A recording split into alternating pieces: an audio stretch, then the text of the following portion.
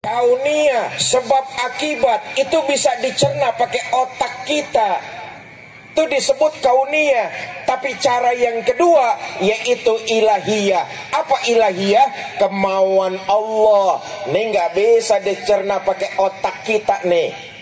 Akal manusia terlalu kecil untuk memahami kekuasaan Allah. Makanya otak kudu tahu diri. Enggak semua peristiwa yang di alam ini bisa dicerna pakai otak kita. Otak kita kebangetan kecil untuk memahami ilmunya Allah. Karena itu otak kudu tahu diri. Allah, kalau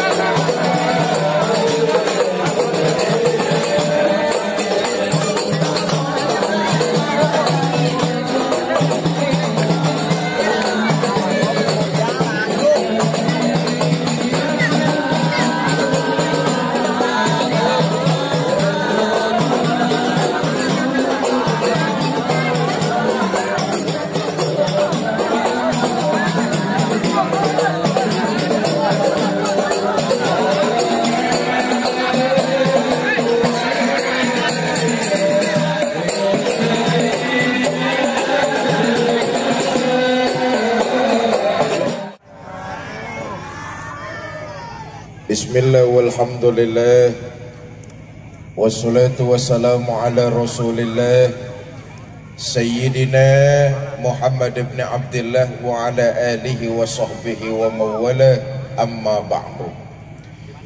Yang mulia para ulama, para kiai, para asatiz dan asatizah, yang saya hormati para tokoh masyarakat, bapak-bapak pejabat pemerintah baik sipil, TNI maupun Polri, panitia tabligh akbar, ibu bapak, saudara-saudara kaum muslimin yang saya cintai. Alhamdulillah berkat izin dari Allah, malam ini kita dapat bertemu dan berkumpul. Mudah-mudahan pertemuan kita malam ini mendapat curahan rahmah dan berkah dari Allah Subhanahu wa ta'ala. Salawat dan salam selalu kita curahkan pada junjungan kita baginda Nabi besar Muhammad sallallahu alaihi wasallam, dengan harapan kelak di yaumil akhir kita semua mendapat syafaat dari Nabi Muhammad sallallahu alaihi wasallam. Ibu bapak, saudara-saudara kaum muslimin yang saya cintai. Cek 1 2. Ehonya matiin aja, volumenya gedein dikit deh. Cek. Kegedean, buletin aja suaranya. Cek 1 2. Dah bang, makasih bang. Jangan dioprek-oprek lagi bang. Panitia soundnya udah lunas apa belum ini nih? Bapak, Ibu, saudara-saudara, seluruh peristiwa di alam ini terjadinya karena 2 hal. Bu, ada yang disebut kauniyah, ada yang disebut ilahiyah. Apa kauniyah? Sebab akibat, kausalite. Ini biasanya bisa dicerna pakai otak manusia. Contoh, siapa rajin belajar, dia bakal pintar. Rajin belajar sebab, pintar akibat. Itu disebut kauniyah, bisa dicerna pakai otak kita. Contoh lagi, nih kalau ada anak kecil kayak begini nih, otak kita ngomong, nih ada anak kecil nih, pasti ada ibu, ada bapak. Hasil kerjasama yang baik ibu dan bapak nongtot anak kecil. Betul apa kagak? Nongtot, ngerti nongtot ya? Kaunia, sebab akibat, itu bisa dicerna pakai otak kita. Itu disebut kaunia. Tapi cara yang kedua yaitu ilahiyah. Apa ilahiyah? Kemauan Allah. Ini nggak bisa dicerna pakai otak kita nih. Akal manusia terlalu kecil untuk memahami kekuasaan Allah. Makanya otak kudu tahu diri. Enggak semua peristiwa yang di alam ini bisa dicerna pakai otak kita. Otak kita kebangetan kecil untuk memahami ilmunya Allah. Karena itu otak kudu tahu diri. Contoh nih, saudara, api itu sifatnya panas. Bener apa enggak? Menurut Allah api itu netral. Netral bagaimana? Terserah maunya Allah. Kalau Allah mau api panas ya panas, kalau Allah mau api dingin ya dingin. Panas dan dinginnya api bukan buat Allah, tapi buat kita para makhluk. Jelas? Jelas? Waktu Nabi Ibrahim dilemparin ke dalam kobaran api yang menggunung, Allah memerintahkan api, ya naru kuni. Ibrahim keluar dari kobaran api, sekujur badannya sedikit pun nggak kebakar. Kenapa? Api nurut maunya Allah. Otak kudu tahu api nurut perintah Allah. Ini ilahiyah nih, nggak bisa dicerna pakai otak manusia. Allahumma sholli wa sallim wa barik. Besok Nabi datang lagi, nyuapin lagi. Lagi enak-enaknya disuapin, nih Yahudi dengar di depannya ada orang lewat, berdiri pidato lagi Yahudi nih. Mas, yang barusan lewat di depan saya, hati-hati kalau ketemu Muhammad. Jangan dipercaya omongannya, Muhammad tukang sihir. Nabi terus nyuapin dengan penuh rasa memuliakan, cinta dan kasih sayang. Allahumma sholli wa sallim wa barik. Saya tanya orang kampung hutan nih, masih mau nyuapin apa kagak kalau yang kita suapin caci maki kita?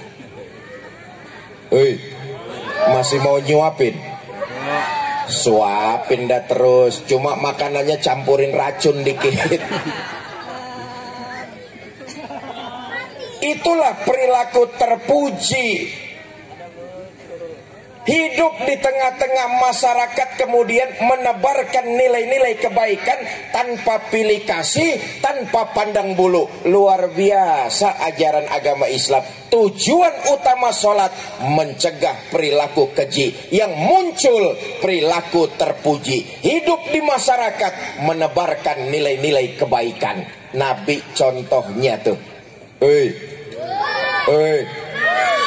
Dalam keluarga, Nabi juga contoh dan teladan buat kita. Karena perilaku sholatnya yang luar biasa, akhlak terpujinya yang muncul, Nabi makin mesra, makin lembut, makin sayang sama keluarga. Sejarah menceritakan, satu malam Nabi pulang ngajar kebangetan larut. Sampai rumah ketuk pintu, Assalamualaikum, Assalamualaikum, Assalamualaikum. 3 kali memberikan salam, pintu rumahnya kagak dibukain sama bininya. Pulang ngajar kebangetan malam, ketuk pintu nggak dibukain sama istrinya.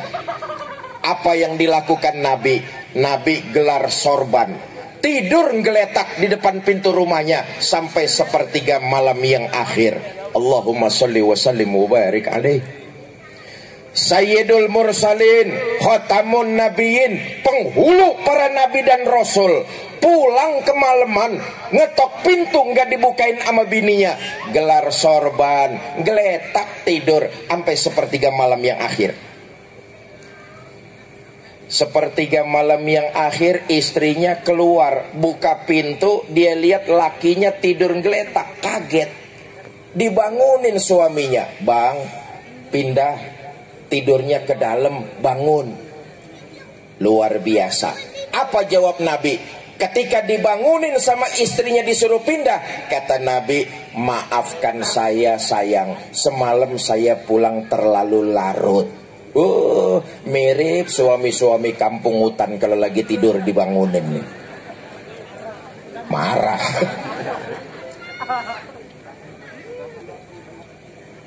Nih perilaku yang dibentuk dengan mengerjakan sholat khusyuk, baik dan benar. Perilakunya perilaku terpuji. Riwayat lain menceritakan Nabi makin sayang sama keluarganya nih. Beliau kalau manggil istrinya kalimatnya mesra. Ya Humaira, hai yang kemerah-merahan. Ini disebabkan karena perilaku sholat yang muncul kemudian akhlak terpuji, perilaku-perilaku keji terpuruk dan terkubur. Manggil istrinya kalimatnya mesra luar biasa. Ya Humaira, hai yang kemerah-merahan. Bahasa anak sekarangnya ada apa beb? Nah, nih ngajarin kita para suami nih. Pak. Nih Nabi ngajarin kita para suami, kalau manggil istri panggilannya harus mesra. Sebab Nabi mencontohkan dengan itu tadi. Maaf, kita nih kadang-kadang sebagai suami kan enggak begitu. Manggil istri kebangetan jujur tapi nyakitin. Udah tahu istrinya hitam, kalau manggil buluk sini loh. Nih jujur tapi nyakitin ini. Jenong. Bapak ibu saudara-saudara kaum muslimin yang saya muliakan, ayo mulai malam ini kita tata kembali sholat yang kita kerjakan. Pertama, jangan lagi terjebak sebagai sebuah kewajiban, tapi sholat merupakan kebutuhan. Yang kedua, kita harus tingkatkan lagi kekhusyuan dan tata caranya dengan baik dan benar. Kalau ini yang kita lakukan, insya Allah akan berpengaruh. Perilaku terpuji akan muncul, terhindar dari perilaku-perilaku yang keji. Satu, datu ya.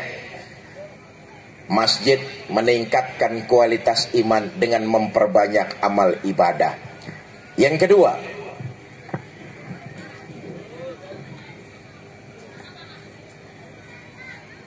Bapak Ibu saudara-saudara, masjid khususnya Masjid Al-Hidayah, tetapi umumnya masjid-masjid yang ada di Bekasi, lebih umum lagi masjid yang ada di Jawa Barat, lebih umum lagi masjid yang ada di Indonesia, lebih umum lagi masjid yang ada di dunia.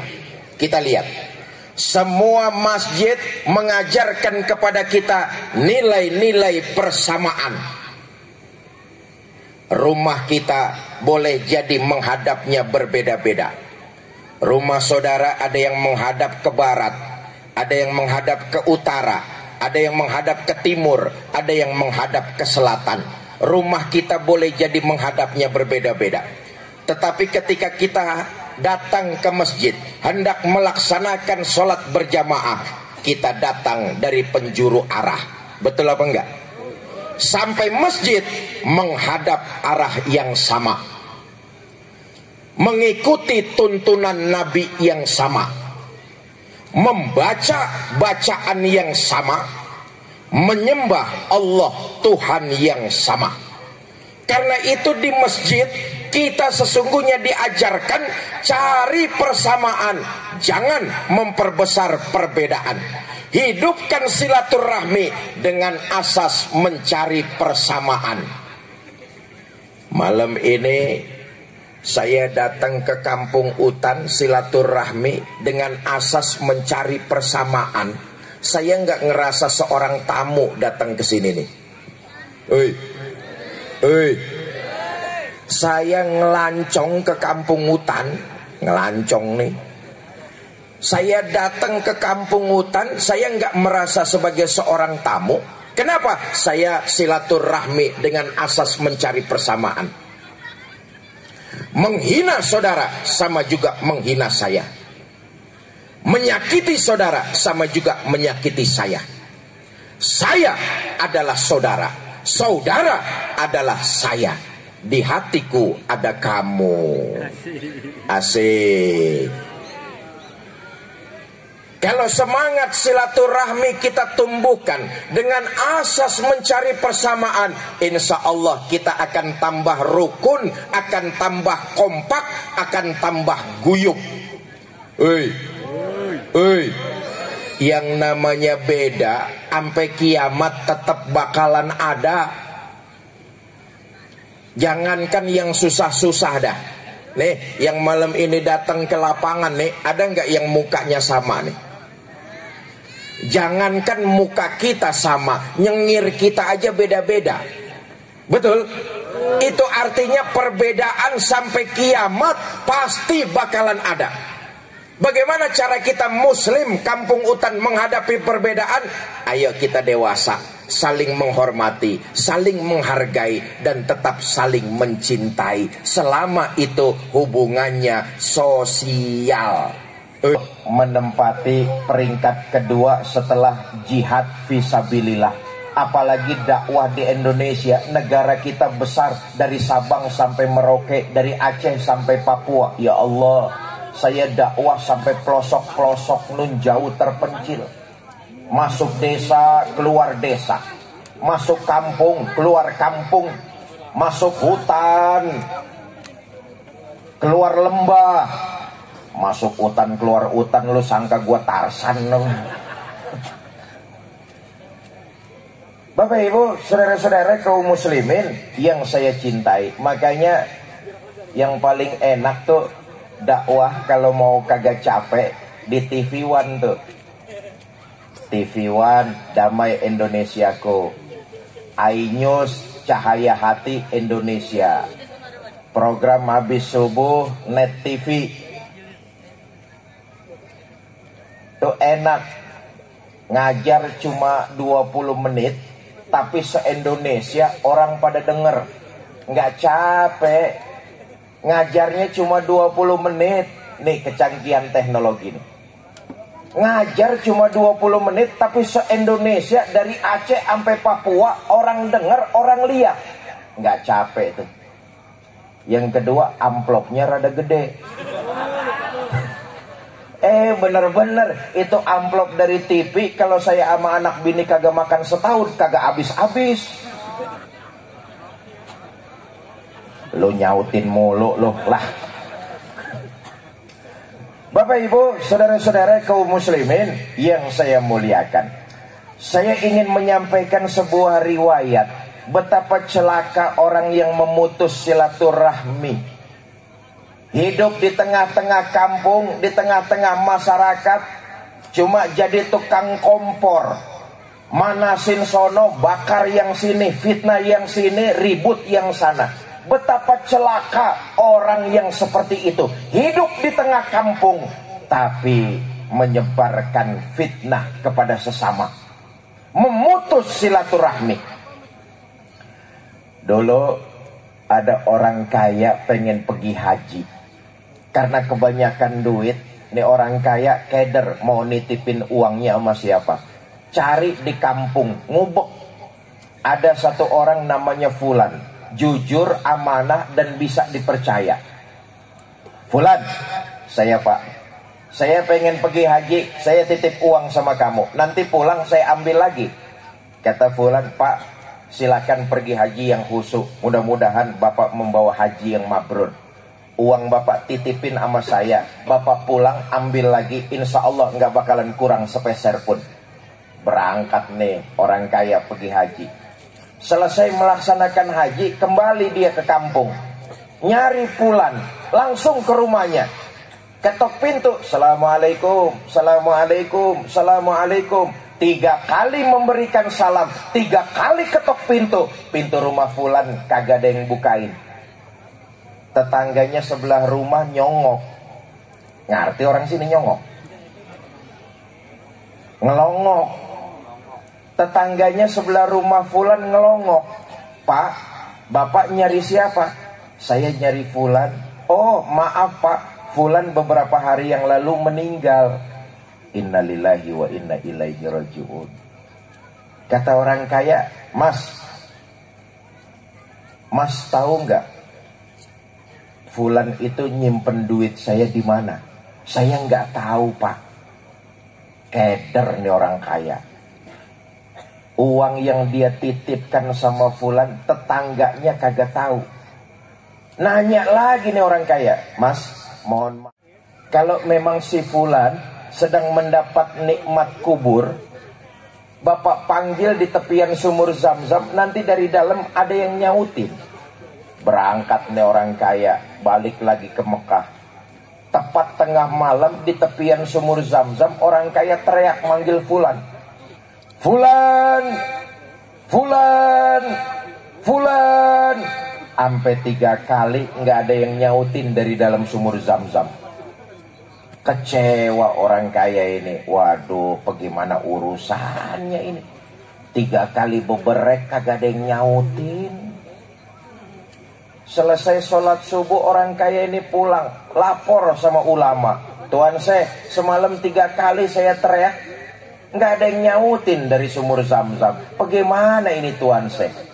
Kata ulama tersebut, wah celaka. Jangan-jangan si fulan sedang mendapat azab kubur. Dah Pak, begini aja dah. Bapak ke Yaman. Di Yaman tuh ada sumur yang bernama sumur Burnut.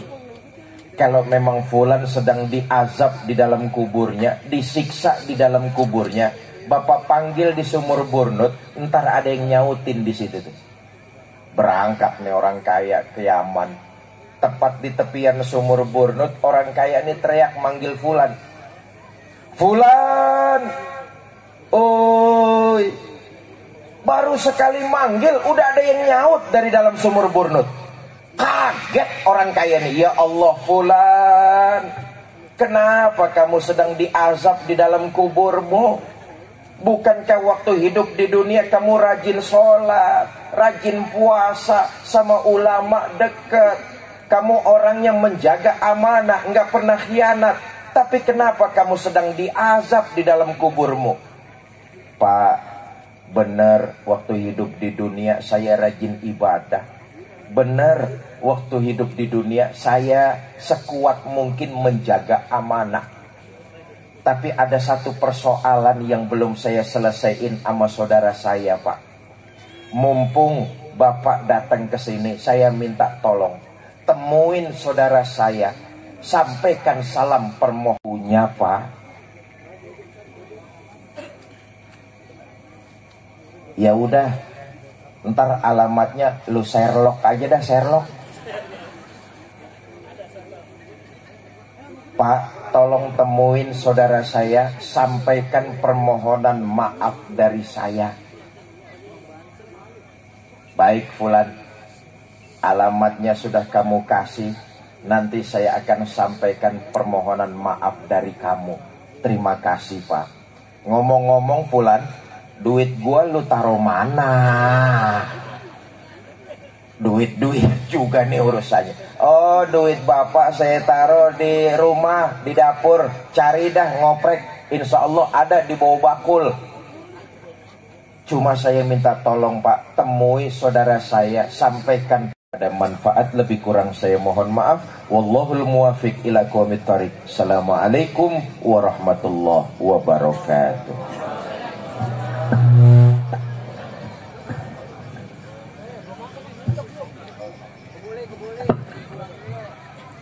Alhamdulillah, tausiah agama telah disampaikan dan